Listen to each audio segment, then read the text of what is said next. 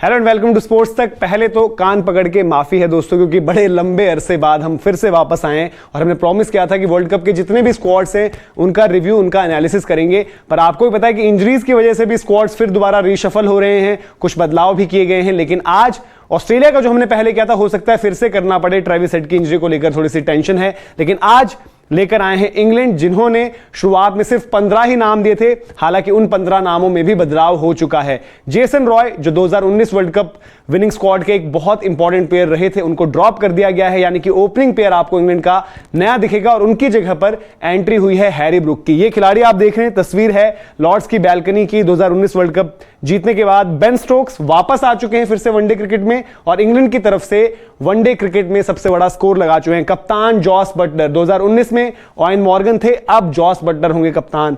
Chris Woakes एक अहम खिलाड़ी ये भी रहेंगे और जॉनी बेस्टो। पर इंग्लैंड की स्टार पार इतनी ही नहीं है, वो पूरा स्क्वाड भी दिखाएंगे और आपको बताएंगे इंग्लैंड कहां कहां पर मजबूत है, क्या उनकी कमजोरी है। और 2019 के कंपैरिजन में दो चीजें जो आपको इस वर्ल्ड कप में इंग्लैंड की तरफ से अलग दिखेंगी और दूसरी टीमों के लिए एक अपॉर्चुनिटी होंगी। सबसे पहले आपको 15 दिखाते हैं कि वर्ल्ड कप की 15 जो है इंग्लैंड की कैसी दिख रही है।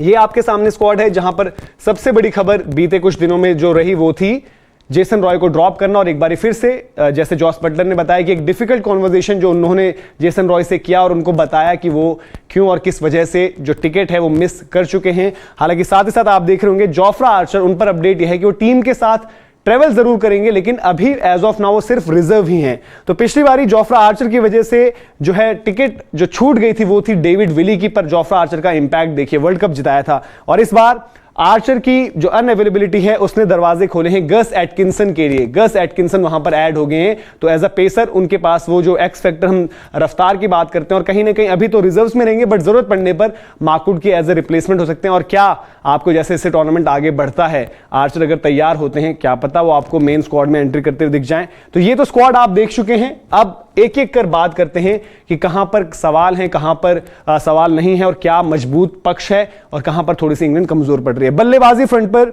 हैरी ब्रूक ऐड हो चुके हैं। यहां पर जॉनी बेस्टो ओपनिंग भी करेंगे और एक रिजर्व विकेट कीपर की भूमिका भी निभाएंगे। जो रूट हाल फिलहाल में रन्स नहीं आए हैं, लेकिन जो रूट को हम डिस्कार्ड नहीं कर सकते और हो सकता है वर्ल्ड कप के लीडिंग रन स्कोरर्स में जो रूट आपको दिखें।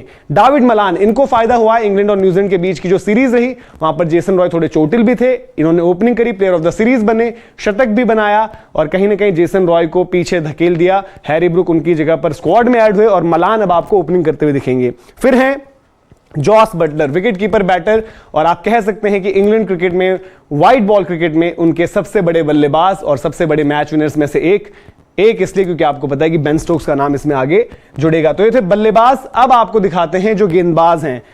ये हैं बॉलर्स। अभी आपको थोड़े से कम गेंदबाज दिख रहे होंगे क्योंकि ऑलराउंडर्स की जो प्लेट आएगी हमारी, उसमें ज्यादा नाम होंगे और वहां पर उनकी यूटिलिटी जो है और उनकी दोनों फ्रंट पर कंट्रीब्यूट करने वाली ताकत इंग्लैंड को मजबूती देती है। अभी बॉलर्स में प्रॉब्लम जो मैंने बोला कि 2019 के मुकाबले फेस करनी पड़ सकती है इंग्लैंड को, वो एक तो बॉलिंग फ्रंट पे है। सब कॉन्टिनेंट में उतना ज्यादा एक्सपीरियंस नहीं है। आदिल रशीद को ऑब्वियसली ये कंडीशंस सूट करेंगी, पर रीस टॉपली, गस एटकिंसन और मार्कवुड, इनके पास उतना ज्यादा तजुर्बा नहीं है एक तो सब कॉन्टिनेंट कंडीशंस का। और देखना होगा कि मिडिल ओवर्स में 2019 में इनके लाइनअप में खिलाड़ी थे लियम प्लंकेट, जो आदिल रशीद के साथ मिलकर बड़ा जबरदस्त काम करते थे। तो इस बारी वो रोल कौन कैसे निभाता है, इस पर नजरें रहेंगी। मार्कवुड एक पेस का फैक्टर जरूर लेकर आते हैं, पर आपको पता है कि एशेस के बाद चोटिल हो चुके थे, तो उसके बाद ये भी वापस आ रहे होंगे इंजरी से। रीस टॉपली भी एक ऐसे गेंदबाज हैं जो इंजरी के बाद कमबैक कर रहे हैं और एटकिंसन उतने ज्यादा टेस्टेड नहीं है। तो थोड़ा सा यहां पर बॉलिंग फ्रंट पर इंग्लैंड जो है आपको दिक्कत में नजर आती है। पर अब बात कर लेते हैं ऑलराउंडर्स की। ये उनका वो जो थोड़ा सा गैप है उसको फिल जरूर कर देता है। बेन स्टोक्स अभी आपको यहां पर नजर आ रहे हैं, पर आपको पता है कि बेन स्टोक्स ज्यादा जो भूमिका होगी उनकी सिर्फ एज बैटर होगी। पर अगर कहीं जरूरत पड़ी इंग्लैंड को तो बेन स्टोक्स को आप बिल्कुल देख पाएंगे गेंदबाजी करते हुए। उसके अलावा मोइन अली एक लेफ्ट हैंडर हैं, आपको एक फ्लोटर का ऑप्शन भी देंगे और ऑफ स्पिन से वहां पर काम आएंगे। लियम लिविंगस्टन ने वो काम किया जो शायद सूर्य कुमार यादव उस तरीके से नहीं कर पाए थे, वो थी अपनी जगह कैपिटलाइज करना प्लेइंग 11 में। लिविंगस्टन को जो मौके मिले उन्होंने रन्स भी करे, लगातार ओवर्स भी कर रहे हैं, 5-6 ओवर्स आप उनसे एक्सपेक्ट कर सकते हो। और अच्छी चीज क्या है कि लेग स्पिन भी करते हैं और साथ साथ ऑफ ब्रेक भी कर लेते हैं, तो एक वहां पर वेरिएशन मिल जाती है। फिर क्रिस वोक्स हैं जो नए बॉल पर इंग्लैंड की सबसे बड़ी उम्मीद रहेंगे और जो इन्होंने इवॉल्व किया, जो हमने इवन एशेज में भी देखा था कि बीच में स्लोअर वंस और वेरिएशंस को ट्राई कर रहे थे, उनकी जरूरत इनको जो है व्हाइट बॉल क्रिकेट में भी पड़ेगी ही पड़ेगी। फिर जो एक स्लॉट है वो है डेविड विली, सैम करन, ये कहीं ना कहीं कंपीट कर रहे होंगे और इनके साथ एक और नाम रहेगा, वो होगा रीस टॉपली। तो अगर इंग्लैंड को थोड़ी बल्लेबाजी चाहिए होगी तो सैम करन और डेविड विली में से एक के पास जाएंगे। प्योर विकेट टेकिंग चीज अगर चाहिए तो शायद रीस टॉपली बेहतर विकल्प है। और अगर हम बात करें सैम करन और विली की, सैम करन आपको ये नहीं भूलना होगा कि पिछली बारी जब इंग्लैंड ने ट्रॉफी उठाई T20 फॉर्मेट में, T20 वर्ल्ड कप, तो सैम करन वहां पर प्लेयर ऑफ द टूर्नामेंट बनकर उभरे थे और उनकी गेंदबाजी ने सबको सरप्राइज ही किया था, जिस तरीके से हमेशा विकेट्स निकाल कर दिए और डेथ में जो गेंदबाजी करी थी। विली भी एक बहुत तगड़े विकल्प हैं, बैट से भी कंट्रीब्यूट कर सकते हैं, फ्रंट नया बॉल भी डाल सकते हैं और डेथ में भी उतने ही अच्छे हैं। अब देखते हैं कि इनकी बेस्ट 11 कहां पर है। और गेंदबाजी एक पहलू बताया था, अब बताते हैं कि दूसरा फ्रंट जो कमजोर पड़ रहा है वो कहां पर इंग्लैंड का है। मलान बेस्टो ये आपका ओपनिंग पेयर है। जो रूट नंबर 3 पर, Ben Stokes number 4, Jos Buttler number 5, Livingstone 6, Moeen Ali 7। फिर जो इनके गेंदबाजी लाइनअप में नाम फिक्स होंगे वो हैं क्रिस वोक्स, मार्क वुड और आदिल रशीद। जैसे आपको बताया था कि टॉपली, करन, विली, इनमें से किसी एक को पिक करना होगा, पर जो जेसन रॉय का वॉइड है वो एक चीज जहां पर इंग्लैंड जो मिस कर सकता है वो है जेसन रॉय जिस तरीके की attacking aggressive start up front दिया करते थे। जॉनी बेस्टो जरूर मौजूद है यहां पर, उन्होंने भी इंजरी के बाद वाइट बॉल में वापसी करी, थोड़ा सा रन्स उतने उस तरीके से नहीं आए जो शायद जॉनी बेस्टो चाहते, पर जेसन रॉय का जो अंदाज था वो आपको स्टार्टिंग से ही बड़े तेजी से रन देते थे। तो ये अप्रोच में थोड़ा बदलाव देखने को मिल सकता है, क्योंकि हमें पता है कि मलान अलग तरीके से अप्रोच करते हैं इनिंग्स, जो रूट का भी वही रहता है और बेन स्टोक्स का भी वही।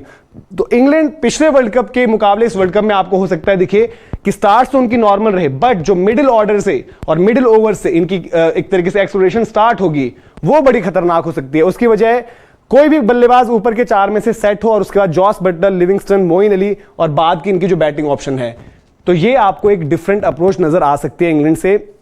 और इसी तरीके का उनका लाइनअप लग रहा है। और मलान का आना, जेसन रॉय का जाना एक थोड़ा सा जो है, जिन्होंने इंग्लैंड क्रिकेट फॉलो करी है उनका ये मानना जरूर है कि जेसन रॉय के साथ अनफेयर रहा है, क्योंकि हाल फिलहाल में उनकी जो है वनडे क्रिकेट में परफॉर्मेंसेस भी आई थी, लेकिन मलान ने जैसा परफॉर्म किया और कहीं ना कहीं इंग्लैंड मैनेजमेंट का भरोसा हैरी ब्रुक पर जो ज्यादा है वो वहां पर जगह कॉस कर गई। तो ये था पूरा का पूरा इंग्लैंड के वर्ल्ड कप स्क्वाड का रिव्यू एनालिसिस। आपको कैसा लगा आप जरूर बताएं, और क्या आपको भी बेस्ट 11 उनकी यही लगती है, कमेंट सेक्शन में जरूर दर्ज करें। thesportstech.com हमारी वेबसाइट है, वो विजिट करें, कोई भी फीडबैक को हम तक पहुंचाएं, और स्पोर्ट्स तक की ऐप जरूर इंस्टॉल करें, वहां पर आपको सारी खबरें और तमाम वीडियो हाईलाइट्स मिलेंगी। बहुत बहुत शुक्रिया।